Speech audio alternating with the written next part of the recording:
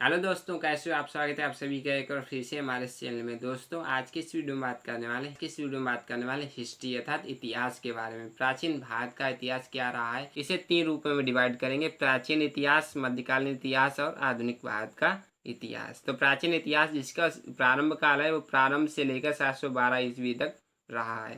वहीं मध्यकालीन इतिहास जो 712 ईस्वी से 1757 और 1764 ईस्वी तक माना जाता है। वहीं आधुनिक भारत का इतिहास जो 1764 ईस्वी से 1950 तक माना जाता है। आइए प्राचीन भारत के इतिहास के कुछ खास तथ्यों को समझते हैं। प्राचीन भारत के इतिहास को हम इन रूपों में व्यक्त कर सकते हैं, जिसे प्रागैतिहासिक काल कहा जा सकता है, प्रागैतिहासिक पाषाण युग भी कहा जा सकता है। इसके 3 पार्ट हैं: पुरापाषाण काल, मध्य पाषाण काल और नवपाषाण काल। आइए पुरापाषाण काल के बारे में कुछ समझते हैं।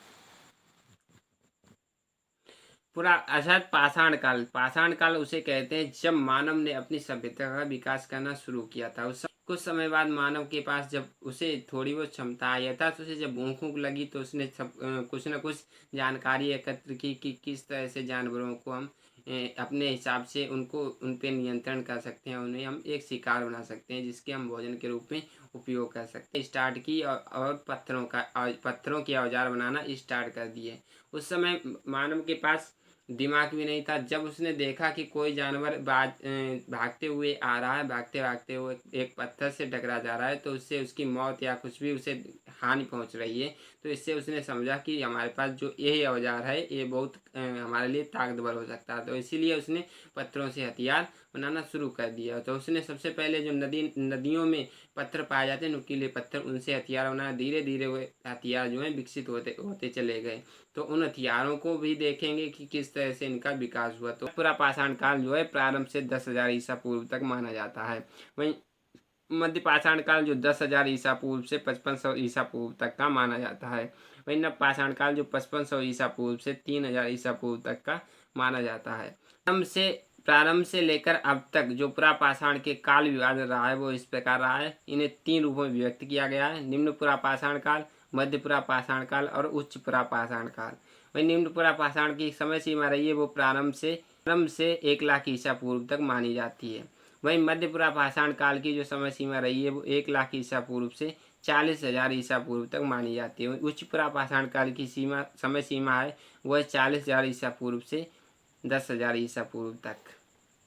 ऐतिहासिक काल को 3 रूपों में विभक्त किया गया है: प्रागैतिहासिक काल, आद्य ऐतिहासिक काल और ऐतिहासिक काल। तो प्रागैतिहासिक काल अलिखित साक्ष्य मिले हैं और इससे पुरातात्विक साक्ष्य भी मिले हैं। और वहीं आद्य ऐतिहासिक काल, इसमें लिखित साक्ष्य है लेकिन इन्हें पढ़ा नहीं जा सका। अर्थात इसके साक्ष्य तो मिले हैं लेकिन वो अंकित हैं, लेकिन उनकी कोई भाषा अभी तक नहीं समझ पाया। इसमें भी पुरातात्विक साक्ष्य मिले हैं। जैसे यहाँ पे पुरातात्विक साक्ष्य की एक एग्जाम्पल है तो सिंधु घाटी की सभ्यता, प्राचीन वैदिक संस्कृति।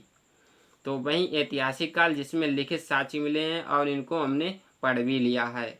इससे पुरातात्विक साक्ष्य भी मिलते हैं जो आधुनिक रूप में आगे हम पढ़ेंगे कि कौन कौन से पुरातात्विक साक्ष्य मिले हैं। आइए ईसवी और ईसा पूर्व के अंतर को समझते हैं।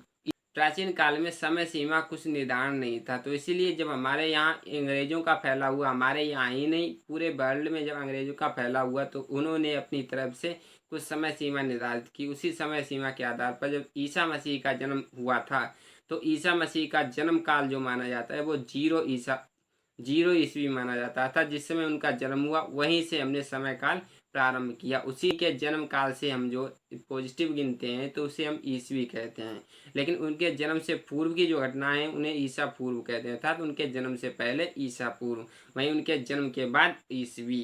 तो यहाँ पे जो भी घटनाएं जन्म से पहले की उसे ईसा पूर्व कहेंगे, वहीं जन्म के बाद की घटना उन्हें ईस्वी कहेंगे। तो यहाँ पे हमें लिखे हुए हैं, यहाँ पे लिखा भी है जन्म से पूर्व की घटना ईसा पूर्व, जन्म के बाद की घटना ईस्वी।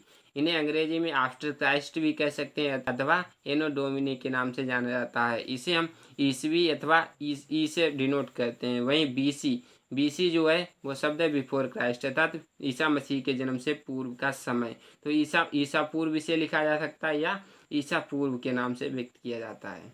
तो आशा है दोस्तों आज के इस वीडियो से आपको ये जानकारी ज़रूर पसंद आई होगी। अगर इस वीडियो से आपको थोड़ा सा भी सपोर्ट मिला है तो हमारे चैनल को सब्सक्राइब कीजिए, वीडियो को लाइक कीजिए ताकि इसी तरह की वीडियोज़ आपको मिलती रहे। धन्यवाद। जय हिंद, जय भारत, वंदे मातरम। मिलता है एक नए वीडियो के साथ।